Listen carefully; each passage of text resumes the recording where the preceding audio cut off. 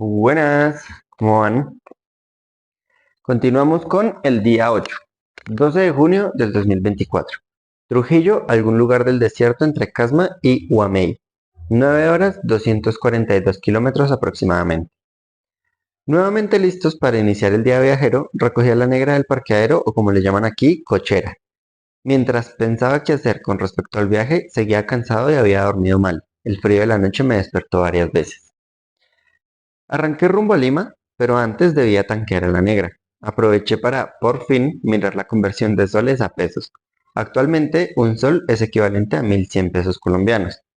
Y todo empezó a tener otro sentido. El conocimiento es poder definitivamente, y algunos elegimos vivir en la ignorancia. Si hubiera hecho estos cálculos desde el primer día que ingresé al país, me hubiera ahorrado algunos momentos de estrés, pero bueno, el viaje y la vida enseñan. Con ese conocimiento mis ánimos mejoraron y el día empezó a verse más disfrutable.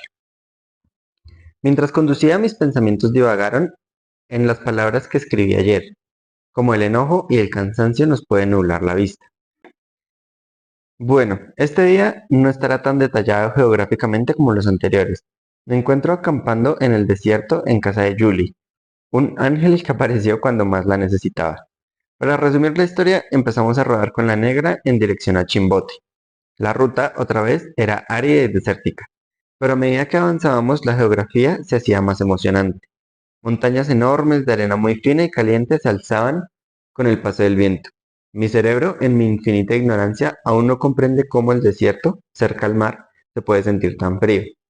Atravesamos varios pueblos pequeños con nombres que no recuerdo. Al llegar a Chimbote, el olor era a pescado seco por toda la zona. La presencia de abundantes toritos hacía nuevamente complicado el tráfico. Afortunadamente logramos salir de ahí y tomar nuevamente la Panamericana para dirigirnos a Lima. Todo marchaba excelente. La negra no volvió a molestar por el aceite y eso me tranquiliza bastante. El día estaba despejado y por fin compré frutas y aguacate en un mercadillo local de uno de los pueblos por los que cruzamos. Si hubiera hecho esto desde el primer día, cuántos soles me hubiera ahorrado y cuántas veces no hubiera pasado hambre innecesariamente. Pero bueno, todo es un aprendizaje y el viaje está siendo como debe ser. A veces me gustaría poder escribir mientras conduzco y relatar lo que veo, siento y pienso. Escribir al final del día, cuando han pasado tantas cosas y he pasado por tantos lugares, hace que me sea complicado relatar y llevar el registro exacto de lo que quiero recordar más adelante al leer esto. Ya solo estábamos a 400 kilómetros de Lima. Probablemente hubiera podido llegar hoy y por fin darle un descanso a la negra y a mi cuerpo antes de seguir a Cusco. Pero la vida no es como la planeamos, es una caprichosa que nos lleva por el camino que mejor le parece para darnos lecciones. Fue así como inesperadamente una puntilla atravesó la coraza de la llanta trasera y pinchó a la negra en la mitad del desierto, lejos de todo y de todos. Claro, pasan mulas y carros, pero todos a velocidades muy altas, que a los conductores no les da tiempo para detenerse a ayudar. Si me hubiera aventurado en un viaje así hace 10 o hasta hace 4 años atrás, mi yo de esa época se hubiera emputado y hubiera empezado a maldecir, estresado porque no tenía la capacidad mental ni emocional para afrontar una situación así. Pero afortunadamente aprendí del estoicismo que las cosas que no podemos controlar no deberían ser un motivo de enojo o tristeza. Hemos evolucionado para tener la capacidad cerebral de controlar nuestros impulsos y darle importancia solo a aquello que está en nuestro control, como el hecho de elegir qué o cómo afrontamos las situaciones inesperadas y complejas de la vida. Con mucha calma empecé a bajar las cosas de la moto, quité la llanta y empecé a despincharla. Llamé a mi papá para preguntarle cómo había sacado la manguera con 2 cucharas hace tantos años. Recuerdo que cuando vi que hizo eso lo admiré demasiado, por su ingenio y recursividad.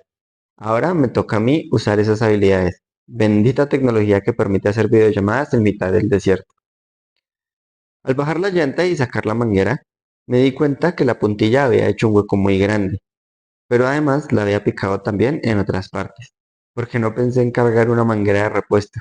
Es que hay que ser bestia.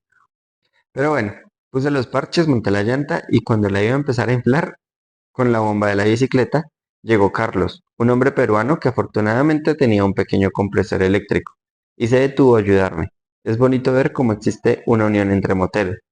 Nuevamente con las maletas cargadas, seguimos adelante.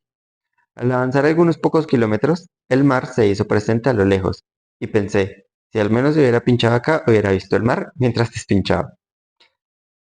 Y pues las palabras tienen poder, así que cuidado con lo que se desea. No vaya a ser que se cumpla. Unos metros adelante se volvió a salir el aire, y no era precisamente porque no hubiera sabido poner los parches. Nuevamente repetí el proceso. Parar, bajar la llanta, y efectivamente habían más huecos pequeños que no había visto antes. Lo preocupante era que todos estaban demasiado juntos y ya había pegado 5 parches seguidos. Pero bueno, donde se ponen 5 se ponen 6. Y así pude avanzar nuevamente, con una risa enorme en la cara, pensando que aunque no la quería mencionar por miedo a que pasara, al menos ya podía tachar otra cosa de la lista para considerarme motero, despinchar en medio de un viaje al lado de la vía y con mis propios recursos. Si esto me hubiera pasado ayer, la disposición y actitud frente al problema y la forma en que mis escritos plasman lo ocurrido sería totalmente diferente. Pero hoy me sentía feliz de estar aquí, de vivir lo que estoy viviendo, y aunque extraño infinitamente mi hogar, siento la necesidad de llegar a Cusco para por fin poder volver y no tener el sentimiento de inconformidad que estaba arrastrando por los últimos 8 años. Nuevamente en ruta avanzamos hacia el sur, en dirección al próximo pueblo que según Maps está a 45 kilómetros. Pero el viaje pasa como debe, y la manguera finalmente no aguantó más. No había más opción que empujar, solo, en medio del desierto y con la negra cargada a tope. Qué locura todo esto. No sé cuántos kilómetros avancé hasta que llegué a una chocita a orillas de la carretera. En Colombia siempre ponen llantas frente a una casa cuando hay montallantas. Y me alegré al pensar que probablemente podría solucionar el problema y continuar. Pero acá en Perú no es así. Si bien, aunque algunas personas despinchan, la mayoría de casas con llantas frente a sus fachadas son de venta de gasolina y ACPM. Conocí a Julie, un ángel del camino que sin siquiera pedirle el favor, se tomó las molestias de llamar a un conocido para pedirle encarecidamente que trajera una manguera para mi negra. Claro, el favor no es gratis, pero no hay precio por poder continuar y menos aún por recibir la ayuda de una persona que no me conoce de nada. No me cansaré de decir que los viajeros no estamos solos. Sin embargo, no fue posible que la persona llegara, y nuevamente sin esperarlo, Julie me abrió un espacio en el garaje de su casa para armar mi carpa y pasar la noche resguardada del frío, que según me dijo será peor del que está haciendo al entrar en la madrugada. Miro al cielo a través de la tela de la carpa y ahí está la luna. Parece una sonrisa dibujada en el cielo. ¿Qué no daría por estar más tranquilo en estos momentos? Pero toda esta experiencia me ha ayudado a centrarme, a valorar y a conocer a la nueva persona que gradualmente ha ido transformándose a lo largo del viaje. Según me dijo Julie, ella no vende mangueras de moto porque es muy raro que un motero se pinche en esta parte de la vía. Al año uno o dos. Pues bueno, este año me tocó a mí. Pero hey, ¿cuántas personas pueden decir que acamparon en el desierto peruano? Aunque sería mucho más cool estar en medio del desierto y lo primero que vea al salir de la carpa sean las llanuras y las dunas de arena fría, agradezco estar a resguardo de las paredes hechas con una mezcla de caña y algo parecido a paja. Mañana preguntaré de qué están hechas realmente. La vida aquí es muy densa, no tener agua ni luz, y aunque ella tiene panel solar, los días como hoy en que las nubes tapan el cielo no tienen energía para nada. El agua la compran a 15 soles el galón, y para poder lavar la ropa deben llevarla a varios kilómetros, que es de donde sacan el agua subterránea. El tráfico de mulas es mayor en la noche, por lo que constantemente se escucha el ruido al pasar, y el viento golpea con ráfagas fuertes. Algunos vivimos en el paraíso y no lo valoramos. Tips o recordatorios. Cargar mangueras de repuesto. Chimbote huele a pescado seco. Comprar frutas en los mercadillos locales es súper económico, vale totalmente la pena. Conocer bien la moneda local es indispensable. Gastos del día. Gasolina, 27 soles. Frutas, 2 soles. Un total de 29 soles. Aproximadamente 35.000 pesos. Ese día fue uno de los más difíciles mentalmente porque, bueno, o sea, estar uno en medio del desierto sin nadie a quien acudir en ayuda y tener que empujar la negra fue complicado, bajo ese sol, bajo el calor. Pero afortunadamente siempre, siempre, siempre la vida se desarrolla de la mejor forma. Depende de nosotros verlo como algo bueno o como algo malo. Lo que dicen, ¿no? El vaso medio lleno. Y afortunadamente llegó Julie. Ella fue una persona que se ganó totalmente mi corazón.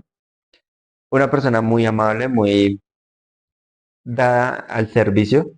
Y hablar con ella hizo que entendiera muchas cosas, que aprendiera muchísimas cosas sobre la vida en el desierto. Y bueno, simplemente eso, me brindó toda la ayuda que tenía en ese momento y es algo que valoro aún hoy, lo valoro con todo mi ser. Eso fue todo por el día de hoy. Muchas gracias y pues bueno, ya nos estamos viendo.